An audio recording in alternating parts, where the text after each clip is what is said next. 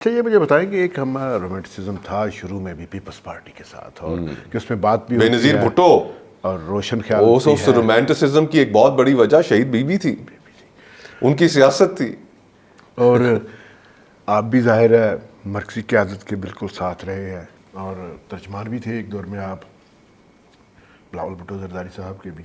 یہ بتائیے مجھے کہ کیا آپ نے کوئی ایسا کوئی رمق دیکھی کہ پیپلز پارٹی میں ایک نوجوان جو ہے وہ چیئرمین ہے اور بہت سے پڑھے لکھے لوگ بھی موجود ہیں، وکلاء ہیں، پرانے سیاستدان بھی ہیں، وہاں کوئی گنجائش ہے ایسی کہ بات ہو سکے یا کہیں پر اختلاف ہو سکے؟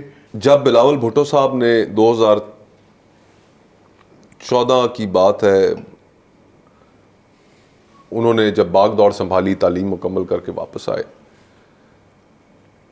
تو صرف میں نہیں اور بہت سے لوگوں میں، پارٹی کے اندر اور بھی لوگوں کی بہت ہوپ تھی. انہوں نے پورے پاکستان میں تنظیمیں بدلائی، نئی لوگ لے کر آئے. پنجاب میں انہوں نے جو ٹیم تشکیل دی، کائرہ صاحب صدر بنے، ندیم افضل چند جنرل سیکرٹری بنے، مجھے انہوں نے وہاں پر سیکرٹری انفارمیشن بنایا کہ، اور پورے پاکستان میں انہوں نے اچھی تنظیمیں بنائی. ایک ہوپ جنریٹ ہوئی. لیکن پھر جو ایک کلاسک کانٹرڈکشن میرے مشاہدے میں جو آئی، اس نے پیپلز پارٹی کو جکڑ لیا اور ان کی سیاست کو بہت حد تک محدود کر دیا.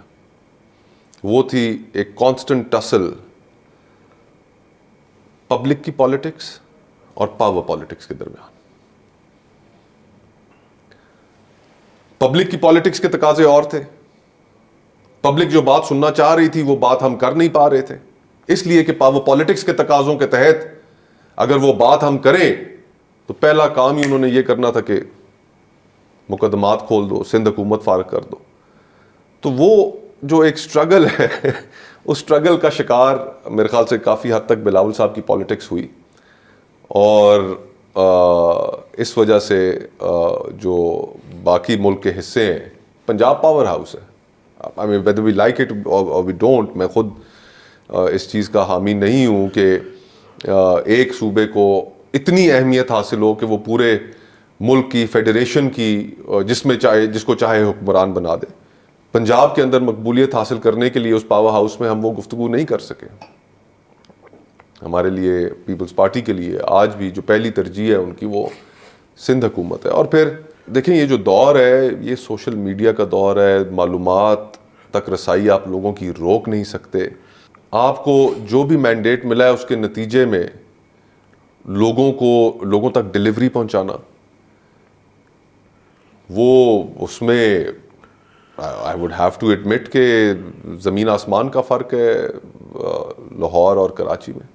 ہمیشہ یہ کہا جاتا ہے کہ پاکستان کے جو یہاں کا پولیٹیکل سٹرکچر ہے اور جس قسم کے ابھی برے حالات ہوئے ہیں، اس میں عدلیہ کا بہت اہم رول رہا ہے. ہم نے یہاں جوڈیشل ایکٹیویزم بھی دیکھا ہے.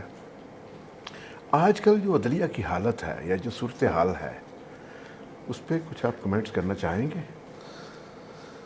مجاہد بھائی، پاکستان کی عدلیہ کی تاریخ تابناک نہیں ہے. اسی عدلیہ نے ذوالفقار علی بھٹو کو پھانسی لگایا. یہ عدلیہ خاموش تماشائی بنی رہی جب بھی اس ملک کے اندر پولیٹیکل ورکرز کی وکٹمائزیشن ہوئی. صرف پولیٹیکل ورکرز نہیں، ایسے لوگ کہ جن کا کسی سیاسی جماعت سے بھی تعلق نہیں، ہیومن رائٹس کی، لوگوں کے حقوق کی بات کرتے ہیں. مثال کے طور پر آج آپ دیکھ لیں ایمان مزاری اور ہادی چٹھا، دونوں جیل کی سلاخوں کے پیچھے. اس عدلیہ کے کردار کوئی تابناک نہیں ہے. ایک آزاد عدلیہ ہو، معاشرے میں آپ کو ایک انصاف کرنے کے ایک نان کانٹروورشل، ایک نیوٹرل آدمی کی ہمیشہ ضرورت رہتی ہے، ورنہ تو معاشرہ ہمیشہ انارکی کا شکار رہے. اور ہمارے ہاں آج جو سب سے بڑی پرابلمز ہیں وہ اس وجہ سے ہیں کہ لوگوں کا اس نظام کے اوپر اعتبار نہیں رہا. اس عدلیہ کے اوپر کون اعتبار کرے؟ میں وکیل ہوں اور جو حالت ہے اس وقت عدلیہ کی, اسپیشلی پوسٹ 27th امینڈمنٹ, کہ بالکل ایگزیکٹو کا ایک ڈپارٹمنٹ بنا کے رکھ دیا گیا ہے اس کو, کہ آپ سمجھیں کہ لا منسٹری کا ایک ڈپارٹمنٹ ہے. جو انسان کے اندر ایک امید ہوتی تھی, وہ پرانے سرخے جو تھے نا, وہ دو چیزوں سے بڑے خائف رہتے تھے. کہتے تھے یہ دو چیزیں جو ہے نا یار, یہ سرخ انقلاب کی راہ میں بہت بڑی رکاوٹیں ہیں. وہ کیا؟ ایک میڈیا اور ایک عدالتیں. کسی نے پوچھا وہ کیسے؟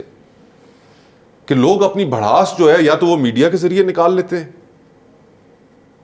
یا انہیں ایک امید ہوتی ہے کہ میں عدالت چلا جاؤں گا اور وہاں سے انصاف لے آؤں گا. یہ دونوں لپیٹے جائیں نا تو بس پھر سرخ انقلاب ہماری اس ملک کے اندر یہ امید تک ختم کر دی گئی ہے. کسی راہ چلتے مجھے چھوڑیں, اپنے آپ کو چھوڑیں, راہ چلتے کسی ایک آدمی کو روک کر پوچھ لیں کہ کیا تمہارا اس ملک کی عدالتی نظام کے اوپر اعتماد ہے, کہے گا نہیں. جس کا بچہ اغوا ہو جاتا ہے, کوئی مسنگ پرسن ہو جاتا ہے, کسی کے ساتھ ریاست کوئی زیادتی کر دیتی ہے, پولیس والا کوئی زیادتی کر دیتا ہے, پٹواری زیادتی کر دیتا ہے, تحصیلدار زیادتی کر دیتا ہے, اس کے پاس کیا ریکورس ہے ٹو جسٹس؟ تو اب تو باہر ایک بڑا سا عدالتوں کے باہر, ہر عدالت کے باہر میرے خیال سے ایک لٹکا دینا چاہیے ڈو ناٹ ڈسٹرب کا سائن, کہ ہمیں جگانے کی کوشش مت کرو, تم جانو اگر کبھی بچ بچا گئے تو ٹھیک ہے, ورنہ ہم تو ایسے ہی یہاں پر اپنے نام کے ساتھ صرف جسٹس اور چیف جسٹس لگا کر بیٹھے ہیں. اور چند دنوں پہلے میں ایمان نظاری کے کیس میں گیا عدالت, اور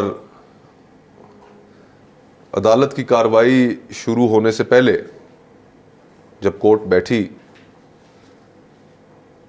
تو قرآن پاک کی نیچے ریڈر صاحب نے تلاوت کی. تو ہم جیسے لوگ, ہم تو نہیں, میرے جیسے لوگ جو کبھی یہ دعویٰ نہیں کر سکتے, کہ ہم اس دعوے کے قابل بھی نہیں سمجھتے اپنے آپ کو کہ ہم یہ کر سکیں کہ بہت ہم مذہبی ہیں, پارسائی جھاڑنے کا, پارسائی دکھانے کا کوئی شوق نہیں, لیکن اس کلام پاک کی جو تحریم ہے اس سے جو واقفیت ہے, یہ کس طرح آپ کر سکتے ہیں؟ ان اداروں میں ایک طرف آپ اس کلام پاک کو پڑھتے ہیں اور دوسری طرف انصاف کا قتل کرتے ہیں.